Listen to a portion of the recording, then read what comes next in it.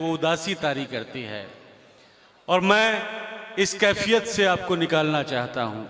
मुझे एक वाक़या याद आ रहा है कि एक बार एक साइल, एक मांगने वाला एक सेठ के पास पहुँचा और जाकर मदद का सवाल किया। सेठ ने अपनी नूरानी दाढ़ी पर हाथ फेरा और कहने लगा कि जाओ साहिल, आज तुम्हारी किस्मत में कुछ नहीं है। ये सुनकर मांगने वाला बहुत उदास हुआ और कहने लगा कि सेठ साहब ये क्या बात हुई। सेठ साहब ने कहा कि हमारे घर की एक रिवायत है, हमारे ख़ानदान का एक ट्रेडिशन है कि जब कोई शख्स हमारे दरवाजे पर कुछ मांगने आता है तो हम अपनी दाढ़ी पर हाथ फेरते हैं और जितने बाल हाथ में उस वक्त आ जाएं उतने पैसे गिनकर साहिल के हवाले कर देते हैं। आज जब तुमने मदद का सवाल किया तो मैंने अपनी दाढ़ी पर हाथ फेरा, लेकिन बदकिस्मती से आज एक भी बाल मेरे हाथ में ना आया। ये सुनकर साहिल बहुत उदास हुआ और सेठ से कहने लगा, सेठ साहब अगर इजाज़त हो तो मैं कुछ कहूँ। सेठ ने कहा जी ज़रूर। तो साहिल ने कहा कि हुजूर, ईमानदारी तो ये है कि दाढ़ी आपकी हो और हाथ मेरा।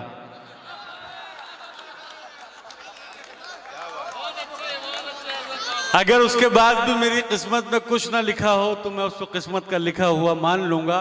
खैर, आदिल लखनवी का मुझे एक शेर याद आता है कि आदिल बगिरदे यार अगर भीड़ भाड़ हो, आदिल बगिरदे यार अगर भीड़ भाड़ हो, तुम भी घुसड़ घुसाड़ के घुसड़म घुसाड़ हो।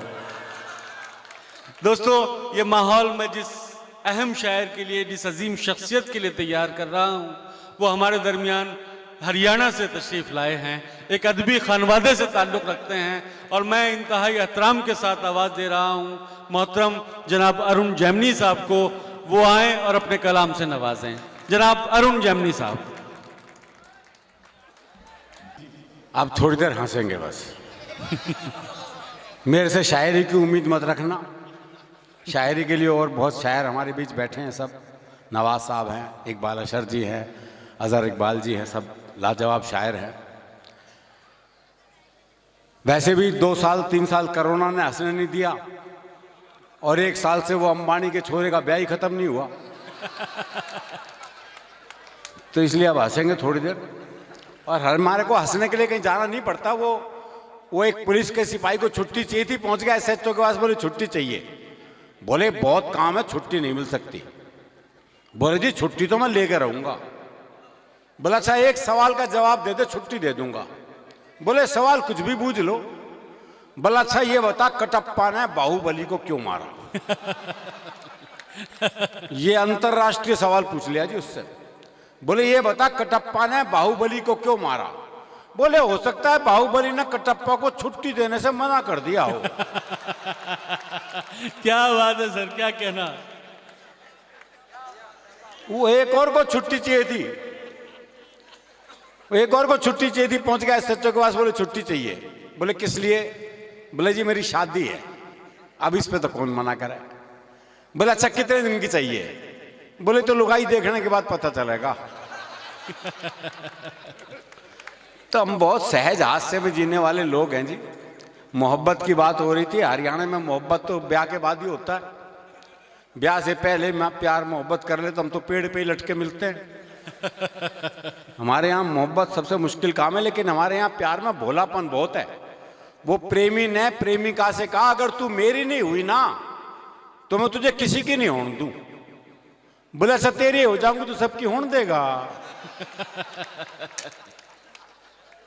ये भोलापन है। ये क्या फूटा? अच्छा सर किसी का दिल फूटा है। एक एक करके सारी फूटेंगी वो एक मेले में 2 बचपन के दोस्त मिले, दोनों बौखलाए हुए। बोले वे कैसे बौखला रहा है? बोले यार मेरी लुगाई खोगी से ढूंढ रहा हूं। और बोले तू? बोले यार मेरी भी खोगी, मैं भी ढूंढ रहा हूं। बोले तेरी लुगाई कैसी थी? बोले यार 5 फुट 4 इंच उसका कद, गहरा बदन, गोरा रंग, गुलाब जैसे होंठ, बहुत ही सुंदर थी। तेरी कैसी थी? है बोला मेरी ना छोड़ यार, तेरी ढूंढते हैं।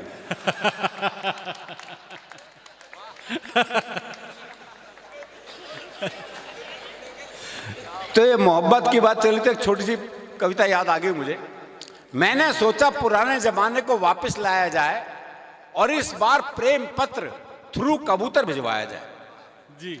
मैंने कबूतर के पंजे में चिट्ठी अटकाई और उसे बात समझाई, देखो भाई ये तो याद नहीं है कौन से प्यार की कौन सी चिट्ठी है, पर तुम ऐसा करना, यहां से 5 गली छोड़ के 6ठी गली में जाना और वहां जो गुलाबी छत वाली गुलाबी सी लड़की है ना, नीलू, उसकी मम्मी को चिट्ठी दे आना।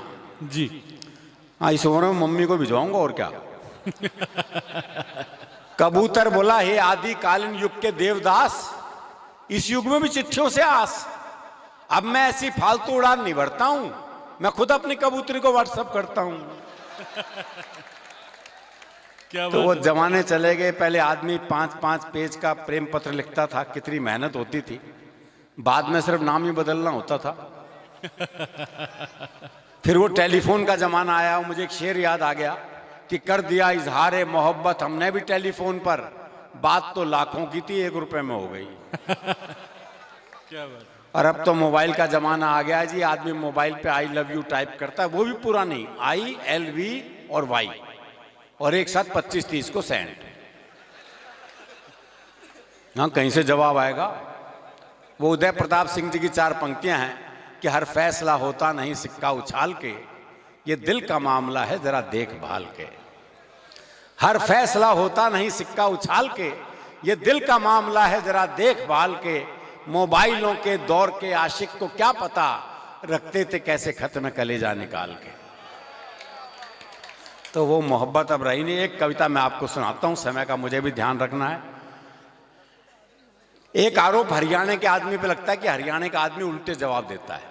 देखो जी, जवाब उल्टे नहीं देता, लोग सवाल उल्टे करते हैं।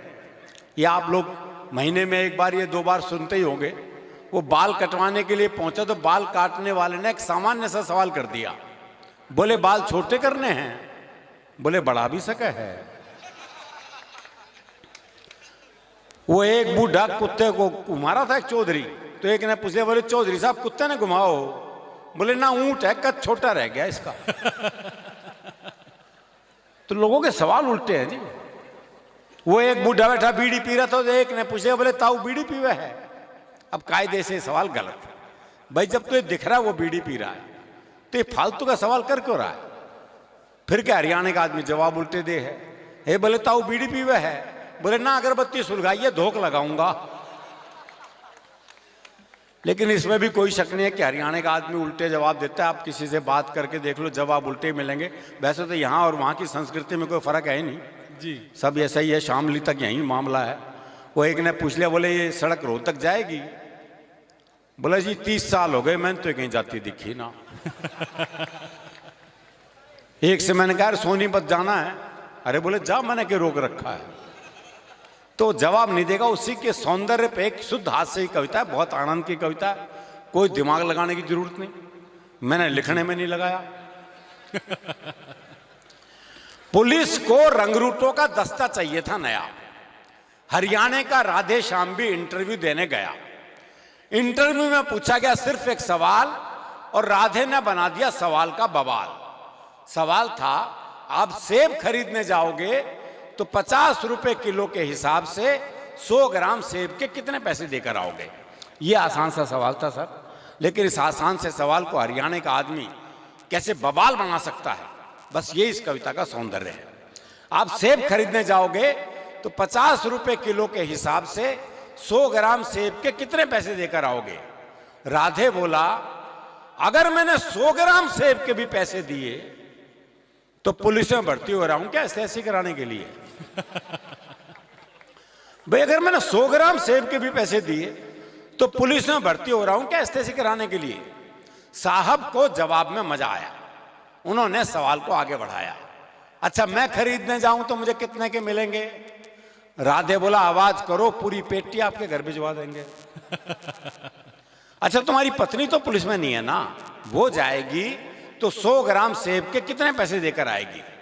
राधे बोला, साहब मैं अपनी पत्नी को आपसे ज्यादा जानता हूं, उसे खरीदारी का है बहुत चाव, पर उसे 100 ग्राम खरीदने होंगे तो 100 ग्राम का ही पूछेगी भाव, तो 100 ग्राम का ही पूछेगी भाव। अच्छा तुम्हारा भाई जाए, अगला भी उसी सवाल के पीछे पड़ा हुआ है। ये नहीं कि भी वो जवाब नहीं दे रहा तो सवाल बदल दे, पर दिक्कत ये वो भी हरियाणा का। अच्छा तुम्हारा भाई जाए, जी भाई को तो मैंने कई बार बाजार जाते देखा है, पर वो तो कहीं पौवा तो कभी गुटखा लाता है, सेब लाते तो मैंने आज तक नहीं देखा है। अच्छा तुम्हारी बहन जाए कोई, जी मेरी एक बहन थी, उसकी शादी हो गई, अब वो जाने या बहन हुई।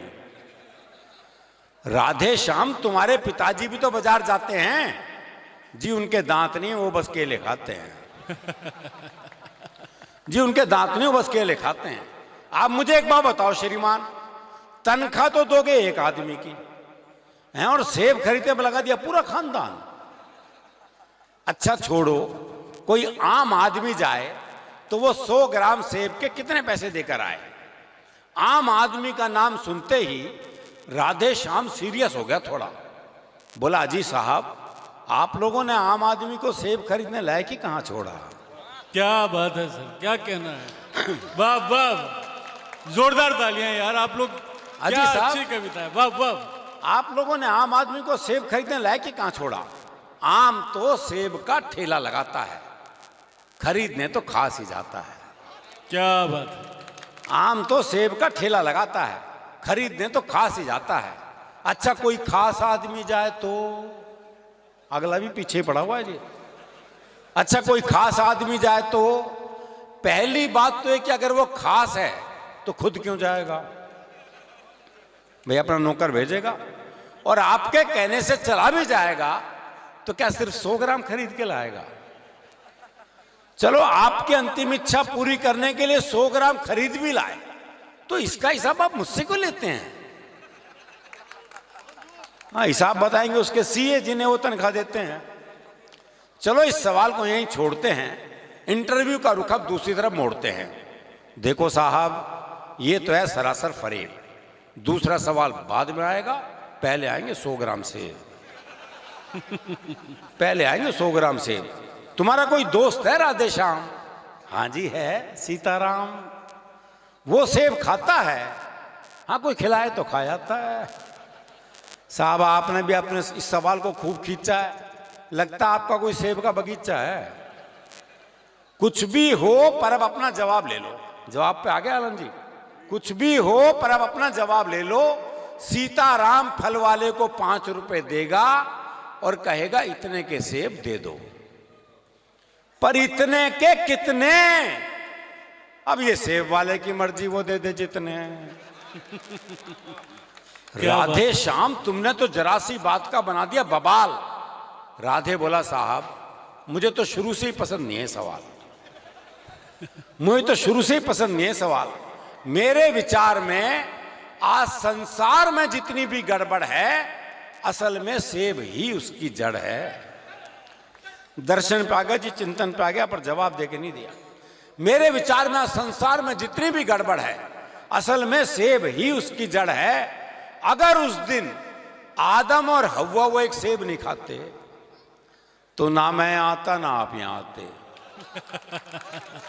क्या बात है सर। ना 100 ग्राम होता, ना 500 ग्राम, ना आप साहब होते, ना मैं राधे श्याम। देखो दुनिया में 4 ही सेब प्रसिद्ध हुए हैं बस। पहला जो एडम और ईव ने खाया जिसका परिणाम हम देख ही रहे हैं। दूसरा वो जो न्यूटन के ऊपर गिरा, बच्चे सोचते उस दिन वो नारियल के पेड़ के नीचे क्यों नहीं बैठा था। तीसरा एप्पल, वो स्टीव जॉब्स वाला एप्पल लोकप्रिय हुआ। और चौथा सेब है मेरा। कहते हैं जी एक सेब खाओ तो आदमी डॉक्टर से दूर रहता है, आदमी में ऊर्जा रहती है, आदमी में ऊर्जा रहती है तो आदमी पैसा कमाता है, पैसा कमाता है तो शादी होती है, शादी होती है तो बच्चे होते हैं, बच्चे होते हैं तो टेंशन होती है, टेंशन होती है बीमारी होती है, लो और खा लो सेब। इंटरव्यू का ये हुआ परिणाम कि आजकल राधे श्याम सब्जी मंडी में डंडा फटकारते हैं, खुद तो भरपेट खाते हैं और साहब के लिए 100 ग्राम भिजवाते हैं। क्या बात और है। साहब के लिए 100 ग्राम। क्या बात है सर, क्या कहना है। माना जरूरी है। दरअसल क्या है मैं बताऊं आपको कि हरियाणा का आदमी मन का साफ होता है, जो मन में वो जबान पे है। आर्टिफिशियल जिंदगी जी नहीं सकते। वो एक मुकदमा चल रहा था, एक ताई गवाही के लिए आई। अच्छा दोनों वकील उसी के गांव के।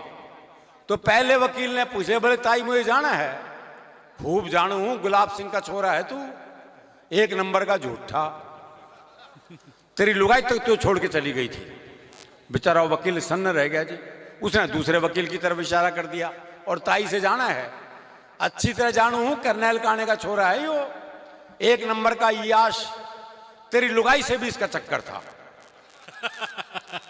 भाई साहब, जज साहब ने कोर्ट स्थगित की, अपने चैम्बर में गए, दोनों वकील बुलाए, बोले खबरदार ताई से मेरे बारे में कुछ पूछ लिया तो इतना साफ मामला। और कहते हैं डर के आगे जीत है, हमारे यहां डर के आगे भी हास्य रसी है।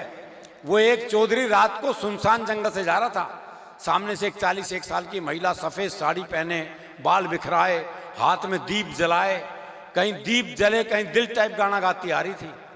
पास आके बोली मैं चुड़ैल हूं, तो चौधरी बोला फिर चिपटती क्यों ना। आइए सर। क्या बात।